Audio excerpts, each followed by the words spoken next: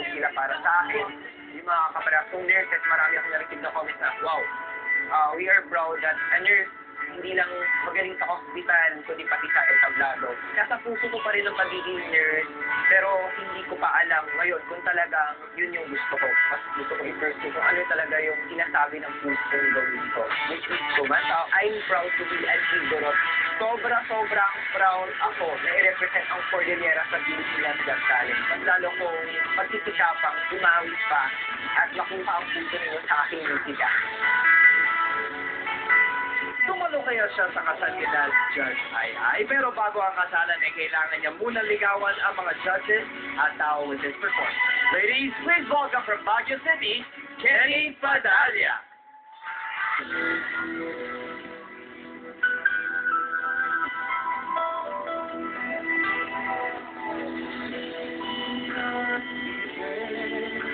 With no proof anyone in our hearts of home, beyond the curve, no sign not here.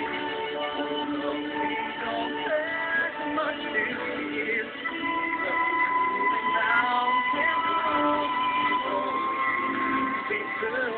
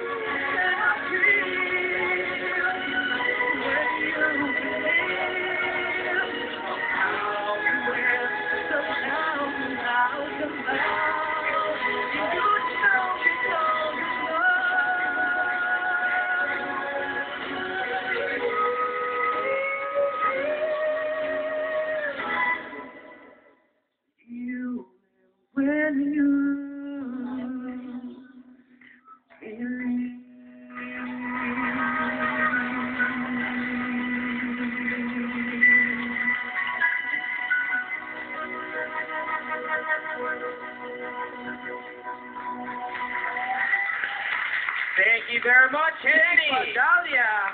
Good evening, bro. Kenny. Okay, napanood na ka namin kanina. May tanong lang sa ako, you're very, very proud to be an Igorot, di ba? Opo. But ano masasabi mo sa mga tao? Sinasabi nila na hindi ka naman daw talaga tunay na Igorot. Because of how you speak, yung kulay mo daw. Anong gusto mong sabihin sa kanila? Rumors lang po yun, and wala sa dialekto, wala sa kulay ang pagiging Igorot. Nasa puso po ng tao yan. I am proud to be an Igorot. No matter what they say, Igorot akong pinanganak, Igorot akong mamamatay, at tumatayo ako bilang Igorot. Thank you very much, Kenny. That's how it should be. Okay, judges. Ba't ka nagbang? Na-distract yung ano, kasi ang gwapo-gwapo ng mukha mo na nagbang ka, parang natakpan yung kagwapuhan. Why? Decision mo tong hairstyle na to, or ano? Sila ba nagsabi, ano? Ay. Ay.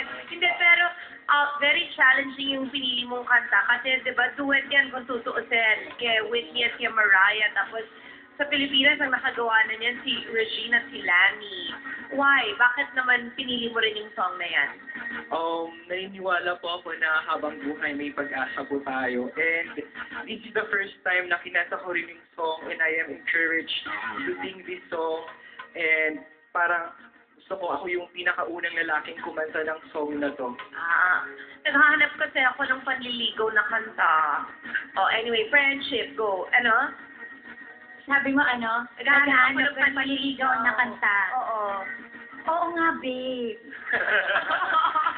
Yung tipong kakantahan mo ako, di ba sabi ko, pupunta ka sa kasal ko, hindi para kumanta, para pakasalan ako. Hanggang ngayon, yung pa rin ang pakiramdam ko, at talagang tatawagin ako, Miss Cordillera.